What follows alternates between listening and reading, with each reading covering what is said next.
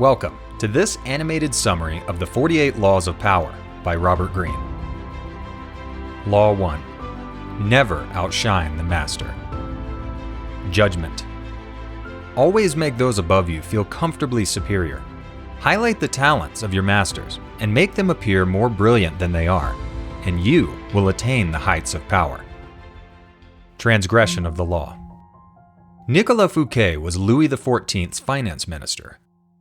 Fouquet loved money, lavish parties, and the finer things.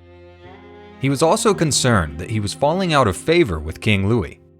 So, Fouquet decided to throw the most spectacular party the world had ever seen to demonstrate his loyalty and devotion to the king.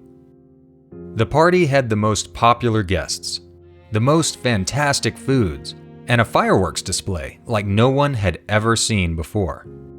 It was a huge success, and all the guests agreed it was the best party they had ever attended. However, the day after the party, King Louis had Fouquet arrested under the pretext of stealing from the treasury.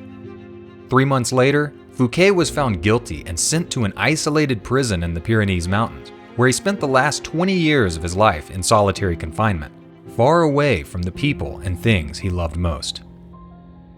Interpretation. Fouquet wasn't a thief.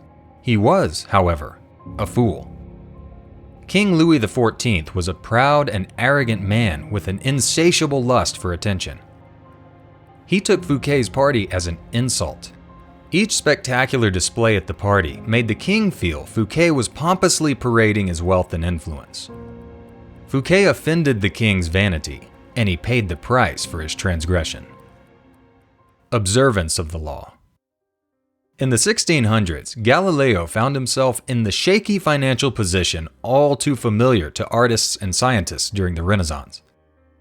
He would make gifts of his inventions and discoveries to the various patrons of his time, and he would receive gifts in return.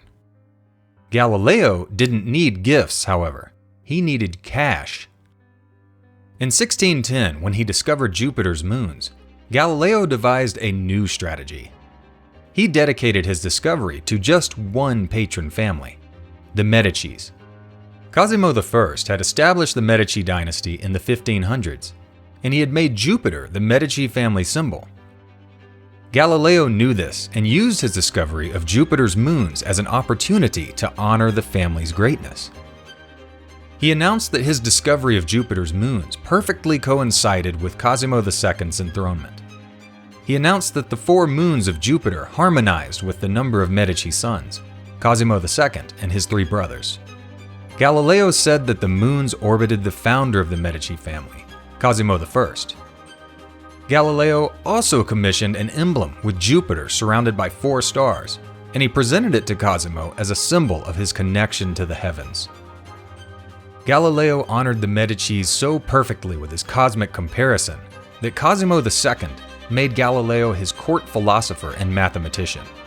The position came with security and a full salary. Galileo's days of begging for sponsorship were over. Interpretation. By turning his discovery of Jupiter's moons into a cosmic event, and by aligning the Medici family with the stars, Galileo made them shine above all families in the courts of Italy. Galileo made no attempt to outshine the master. Just the opposite. He made the master outshine all others. Keys to power. This law involves 2 important rules. First, you can accidentally outshine a master simply by being yourself. If you cannot help being charming and brilliant, you must learn to mute these qualities in the presence of your master. Second, never imagine that because the master loves you, you can do anything you want. In other words, never take your status for granted. Here are some ways you can use this law to your advantage. If you are more intelligent than your master, make your master appear more intelligent than you. Act naive. Make it seem as though you need his expertise. If your ideas are more creative than your master's, give him the credit and do so as publicly as possible. If you are more charming than your master, be careful not to become the center of attention. Instead, Direct attention to your master as often as possible. Reversal. There is a time and a place to outshine the master. For example, if your master is a falling star, outshine him, outcharm him, and outsmart him at key moments. Expedite his downfall and take his position. If, however, your master is very weak, let nature take its course. For if you outshine a feeble master, you may appear cruel and spiteful. If your master is strong, bide your time and be patient.